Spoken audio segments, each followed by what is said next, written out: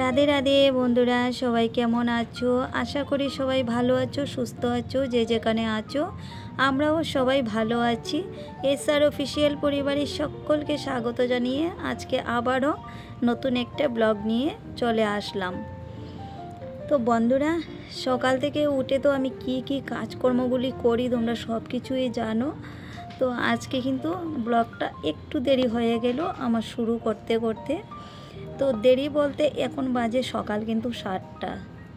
তো 7টার আগে যে আমি কত কাজ করেছি তো অফ ক্যামেরায়, তো এগুলি তোমাদের সাথে আর শেয়ার করলাম না, কারণ সকালে উঠে না এতটাই আজকে তাড়াহুড়া লেগেছিল আর শরীরটাও এতটাই আলস্য লেগেছিল, ইচ্ছে করছিল না আমার কোনো কাজ করতে। কিন্তু কি করব, কাজ তো করতেই হবে, বসে থাকলে তো চলবে না। ওই আর কি অফ ক্যামেরায় কাজগুলো সেরে নিলাম, তোমাদের সাথে শেয়ার করলাম না। তারপর চলে আসলাম এদিকে। দেখো, ভাবলাম না এখন একটু আমি তোমাদের সাথে ব্লগটা শুরু করি, কি কাজকর্মগুলো করছি এগুলো একটু শেয়ার করি। আসলে একটা অভ্যেস হয়ে গেছে, তো রোজ দিন টুকিটাকি যাই করি, খারাপ ভালো সব কিছুই তোমাদের সাথে শেয়ার করে অভ্যেস হয়ে গেছে। আর এখন না যদি তোমাদের সাথে কোনো কিছু আমি শেয়ার করি না, মিস হয়ে যায়, তাহলে যেমন কেমন একটা লাগে, ভালো লাগে না।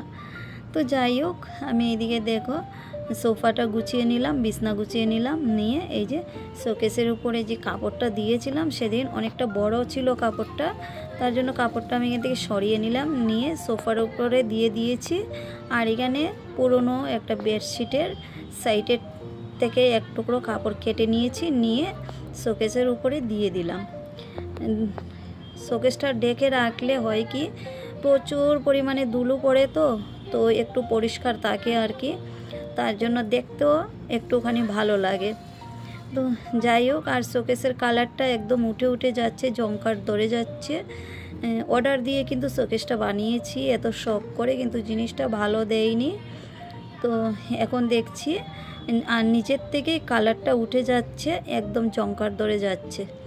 তো কাকে বিশ্বাস করা যায় বলো বন্ধুরা? দুনিয়াতে কাউকেই বিশ্বাস করা যায় না। খুব জানাশোনা লোকের কাছে কিন্তু বানিয়েছি, ভাবছিলাম ভালো জিনিস দেবে, বাজার থেকে কিনে আনি নাই, উনি যেখানে বানায় আর কি জিনিসগুলি তৈরি করে সেখান থেকে তৈরি করে দিয়েছে, তাও জিনিসটা খারাপ দিল।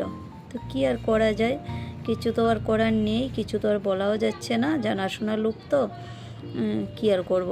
তো যাই হোক, এদিকে আমি একটু গোছগাছ করে মোছামুছিটা কমপ্লিট করলাম, করে দেখো আমি চলে এসেছি এদিকে রান্নাঘরে। আজকে আমি রান্না করব আলু পটল দিয়ে ধোকা। তো সেদিন তো ধোকাটা রান্না করেছিলাম 2-3 দিন আগে, শুধু আলু দিয়ে করেছিলাম, তো বেশ ভালো লেগেছিল খেতে। তো আজকে আবার ভাবলাম নিরামিষ করছি, তো ভাবলাম কি ইসে করি নেই, একটুখানি পটল দিয়ে আলু দিয়ে আজকে ধোকা রান্না করব। তো তার জন্য দেখো 4-5টে পটল নিয়ে নিয়েছি, তো গোল গোল করে কেটে নেব আলুর সাথে, যাতে মানে দেখতে ভালো লাগে। সেমভাবে আলুটাও কাটলাম গোল গোল করে, ওটাও কাটলাম দেখো এই পনির মতো স্কোয়ার টাইপে। তার জন্য আর কি পটলটা আমাকে বলেছিল কিন্তু লম্বা করে কেটে দিতে, তো আমি ভাবলাম না, আলুটা স্কোয়ার টাইপ কেটেছি, ধোকাটাও কেটেছি স্কোয়ার টাইপ। এখন যদি পটলগুলো লম্বা করে কাটি তাহলে দেখতে ভালো লাগবে না। চৌকের দেখাই হলো খাওয়ার স্বাদ, যে কোনো জিনিস দেখবে তো চৌকে যদি দেখতে ভালো লাগে তাহলে খেতেও সেই স্বাদ হয়, তাই না? যাই হোক, আমি এদিকে দেখো আলু পটল দিয়ে ধোকাটা আমি রান্না করে নিচ্ছি, আর এইদিকে একটুখানি পুঁই শাক রান্না করছি নিরামিষ আলু দিয়ে। সর্ষে বাটা দেবো না, সর্ষে বাটা ছাড়াই কাঁচা লঙ্কা, জিরের গুঁড়ো, হলুদ গুঁড়ো, নুন ওইসব দিয়েই 5 ফোড়ন দিয়ে করেছি। আর এদিকে ঘি গরম মশলা দিয়ে দেখো কোপ্তাটা রান্না করছি। আর রান্না করতে করতে ভীষণ গরম লেগেছে, অফ ক্যামেরা আরও অনেক কাজ করলাম বন্ধুরা, সব কিছু শেয়ার করলাম না। তো দীপ বলছিল মা লস্যি খাবো, তো আমাদের গল্লির মুখেই লস্যি বিক্রি হয় আর কি, খুব টেস্ট হয় এখানের লস্যিটা, কিন্তু অনেক কম দেয় জানো তো বন্ধুরা। এইখানে জানো কত টাকার লস্যি? 80 টাকার লস্যি, কিন্তু খেয়ে মুখে লাগে নাই, ঠোঁটে লাগে নাই। ভীষণ টেস্ট ছিল, কিন্তু যদিও টেস্ট ছিল তবে অনেক কম হয়ে গেছে জানো তো। ঘরে বানাতাম যদি, তাহলে কিন্তু অনেক তৃপ্তি করে খাওয়া যেত। ওই যে আমার ঘরে ফ্রিজ নেই, তার জন্য আর কি কিনে এনে খাওয়া, টাকা নষ্ট করা। আচ্ছা যাই হোক, মন চেয়েছে খেতে তো খেয়ে নিলাম। টাকা পয়সা তো জীবনে অনেকেই কামাচ্ছি আর অনেকেই খরচ হচ্ছে, থাকছে তো না কিছুই। তো আত্মাকে আগে দিতে হয়, তারপর সব কিছু, তাই না? আত্মা সন্তুষ্ট হলে সব সন্তুষ্ট। যাই হোক, তারপরে এসে আমি এদিকে দেখো ঘর মুছতে লেগে পড়েছি। আর আমার কিন্তু রান্না মোটামুটি কমপ্লিট। আমার ভাত হয়ে গেছে আর দোকার তরকারিটাও হয়ে গেছে। আর এখন ওই যে পুয়ের ডাঁটাটা আমি চাপিয়েছি গ্যাসে, ওইটা হচ্ছে। আর এদিকে আমি চলে এসেছি ঘর মুছতে। বেলা জানো এখন কটা বাজে? 2টো বাজে। এখন আমি ঘর মুছছি। তো ঘরটা মুছে আমি গ্যাস ওভেনটা পরিষ্কার করব, মুছবো, মুছে আমি চলে যাব স্নান করতে। স্নান করে এসে পুজো দেব, তারপর খাওয়া দাওয়া করব। তো ভাবো বেলা কটা বাজবে? মোট কথা 3টে সাড়ে 3টে বাজবে খেতে খেতে। তো কী আর করা যায়, কিচ্ছু করার নেই। একা হাতের কাজ, সকাল থেকে উঠে যে শুরু হয় আমার রাত অবধি, একদম দুটো হাতের বিরাম নেই।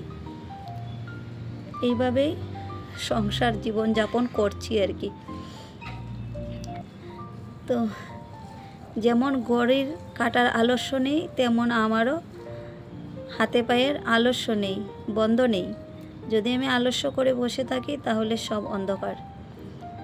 তাই ভগবানের কাছে সবসময় প্রার্থনা করি এইভাবেই যেন চলাফেরা করতে পারি।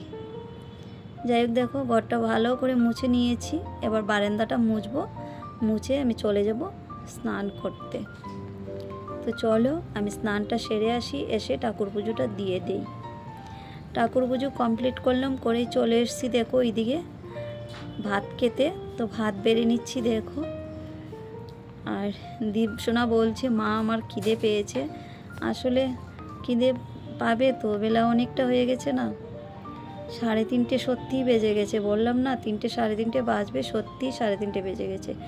খেয়ে আবার ও যাবে টিউশনে এই গরমের মধ্যে।